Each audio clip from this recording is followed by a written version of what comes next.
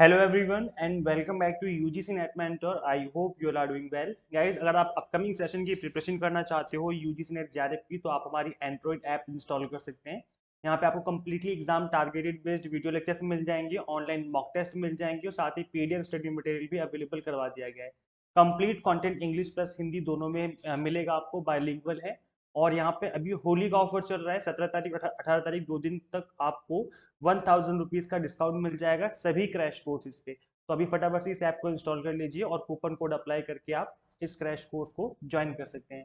Guys, एक अच्छी news है आप लोगों के लिए कि जो यूजीसी ने एक काफ़ी बड़ा बदलाव करने का प्लान किया है पीएचडी के एडमिशन में। वो ये है कि 60% जो है वो सीटें रिजर्व कर दी जाएंगी जिन्होंने नेट या जेआरएफ एग्जाम क्वालिफाई किया होगा।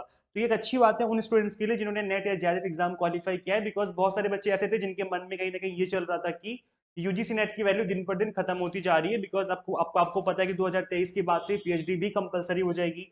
तो ऐसे में नेट की जो वैल्यू दिन पर दिन डाउन होती जा रही थी, बट अब गाइज यहाँ पर पीएचडी के एडमिशन में आपको काफी हेल्प मिल जाएगी अगर आपने नेट जेआरएफ क्वालिफाई किया है। पहला एडवांटेज तो यही रहेगा कि आपके लिए सीटें रिजर्व रहेंगी 60%। सबसे पहला एडवांटेज ये मिलेगा आपको। सेकंड एडवांटेज ये मिलेगा कि आपको फेलोशिप मिल जाएगी अगर आपने नेट जेआरएफ क्वालिफाई किया होगा।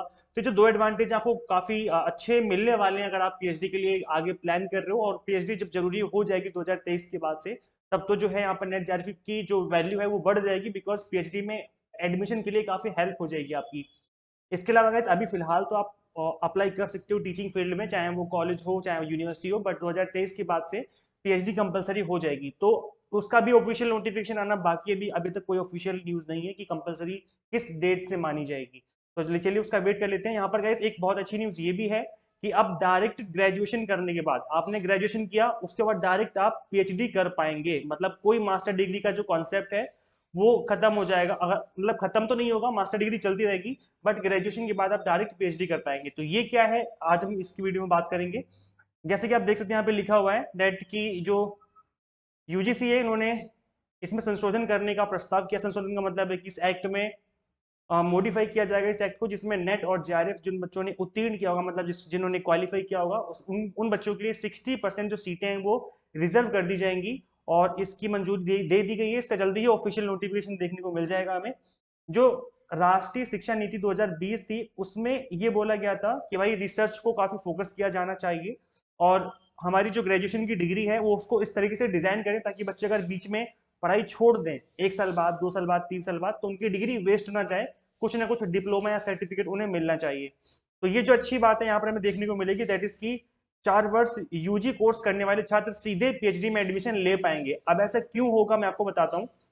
जो 3 साल जो 3 साल की स्नातक करेंगे, मतलब ग्रेजुएशन अगर आप 3 साल की कर रहे हो तो उसके बाद आपको ग्रेजुएशन की डिग्री मिल जाएगी। बट अगर आपने 3 साल की ग्रेजुएशन कर ली प्लस 1 साल आपने और ग्रेजुएशन में लगा दिए, तो जो लास्ट का 1 ईयर होता है इसमें आपको रिसर्च सिखाई जाती है कि रिसर्च कैसे करनी है। तो यहाँ पर 3 साल की ग्रेजुएशन और 1 साल का हम ये मान के चलते हैं, मतलब एज इन की रिसर्च के फील्ड में वो अपना टाइम दे रहे हैं। तो इस वजह से वो डायरेक्टली पीएचडी के लिए आई मीन एलिजिबल हो जाएंगे। तो 4 साल की अगर वो ग्रेजुएशन करते हैं तो उसके बाद वो डायरेक्ट पीएचडी में एडमिशन ले पाएंगे। बट अगर 3 साल का अगर आप कर रहे हो तो आपको एमए करना जरूरी है, मतलब मास्टर डिग्री करनी जरूरी है। अगर आप बीकॉम 3 साल का करोगे तो एमकॉम करना जरूरी होगा। ऐसे बीएससी अगर आप 3 साल की करोगे तो आपको एमएससी करना जरूरी हो जाएगा। तो सबसे अच्छी बात ये है उन बच्चों के लिए जो अभी ग्रेजुएशन में है या इस 4 साल वाले सिस्टम में आ जाएंगे, बिकॉज उनको ये एडवांटेज रहेगा, उनका 1 साल बच जाएगा कि 4 साल की ग्रेजुएशन करी और डायरेक्ट पीएचडी में एडमिशन ले लिया।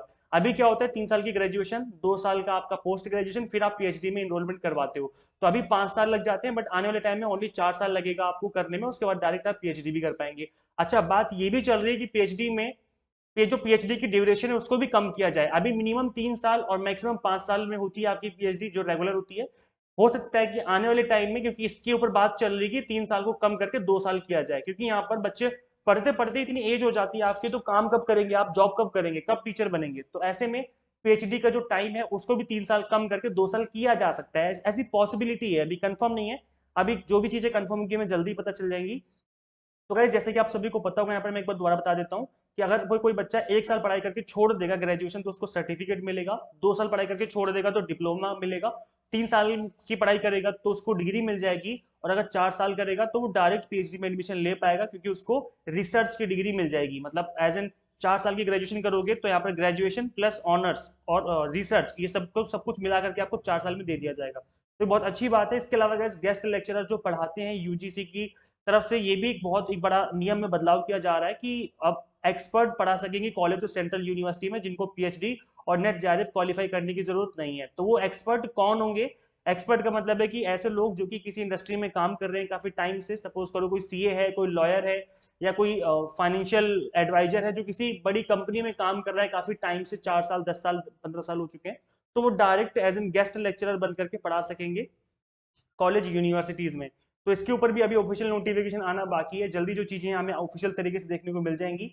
आपको क्या लगता है कि क्या ग्रेजुएशन के बाद पीएचडी में एडमिशन देना सही रहेगा, और क्या पीएचडी का जो टाइम ड्यूरेशन है क्या वो कम होना चाहिए? आप कमेंट करके हमें जरूर बताएं, ताकि बाकी बच्चों को पता चले कि आप सभी लोग जो हैं वो क्या चाहते हैं। गाइज यहाँ पर मैं आपको बता दूं कि अभी तक आपने इस ऐप को इंस्टॉल नहीं किया तो आप इस ऐप को इंस्टॉल कर लें और फटाफट से डेमो लेक्चर्स अटेंड करें। कंप्लीटली एग्जाम टारगेटेड बेस्ड यहाँ पर लेक्चर्स आपको अवेलेबल करवा दिए गए हैं। इस ऐप का लिंक मैं आपको इस वीडियो के डिस्क्रिप्शन बॉक्स और कमेंट बॉक्स दोनों में ही पिन कर दूंगा। गाइज मिलते हैं नेक्स्ट वीडियो में। Till then keep watching UGC NET mentor. Thank you so much.